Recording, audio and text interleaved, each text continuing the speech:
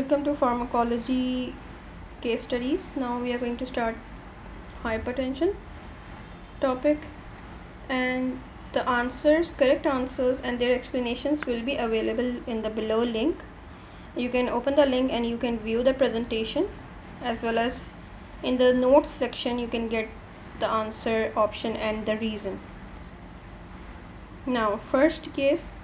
A 55-year-old Hispanic black male has hypertension. His past medical history also includes diabetes and hyperlipidemia. According to the ACC/AHA guidelines, which among the choices represent the most appropriate blood pressure goal for the patient? Less than 140/85, less than 135/85, less than 130/80, less than 140/80. The correct option is C, less than 130/80. These differ in practice. According to ACC and AHA guidelines for diabetic, they have defined 130/80 is the required goal. Next, a 59-year-old Hispanic white patient presents for treatment of hypertension. His past medical history also includes diabetes, hyperlipidemia, and hypertension. The patient's blood pressure is 150/93 both today and at the last visit. What is the recommended initial therapy for this patient? The initial therapy, the first line therapy with diabetes often is always ACE inhibitor. From these, enalapril, hydralazine, verapamil, and metoprolol. The option A, enalapril, is an ACE inhibitor, so option A is correct. Then a 45-year-old male complains of constipation. He was recently started on 2 antihypertensive due to elevated systolic blood pressure. His current medication include lisinopril, chlorthalidone, verapamil, rosuvastatin, and aspirin. Which is most likely contributing to his constipation among these of the following? Now, side effects for verapamil include constipation and first degree AV block, which are dose dependent. Electrolyte disturbances are often associated with both these diuretics, chlorthalidone and diuretics, and ACE inhibitors both. Lisinopril is an ACE inhibitor and chlorthalidone is an diuretic. So the option B, verapamil, is correct. Which antihypertensive medication can cause the rare side effect of angioedema? Amlodipine, fosinopril, prazosin, and propranolol. Option B, ACE inhibitor fosinopril, is correct. And ARBs, for example, losartan, and also renin inhibitor, that is L-ascarin, these all, fosinopril, ACE inhibitors, ARBs, and renin inhibitor, they cause angioedema. The occurrence of angioedema is most common with ACE. Amlodipine can cause dizziness, headache, and peripheral edema. Prazosin can cause reflex tachycardia and postural hypotension, whereas propranolol can cause insomnia, decreased libido, fatigue, and bradycardia.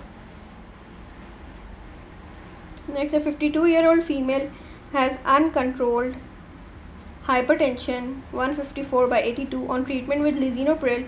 She recently had MI, and her past medical history includes diabetes, hypertension, hyperlipidemia, osteoarthritis. Considering her compelling indication, which agent may be appropriate to add to her antihypertensive therapy? Clonidine, olmesartan, furosemide, metoprolol.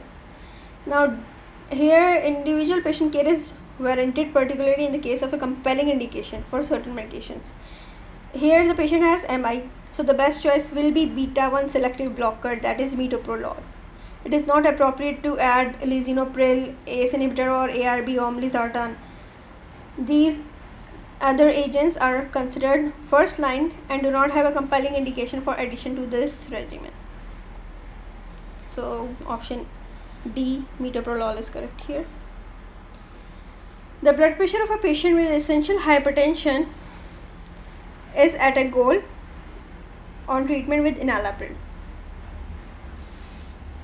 Since initiation of enalapril, the serum creatinine has increased 25% above baseline. What is the appropriate next step for enalapril? Discontinue, reduce the dose, continue current dose, or increase the dose?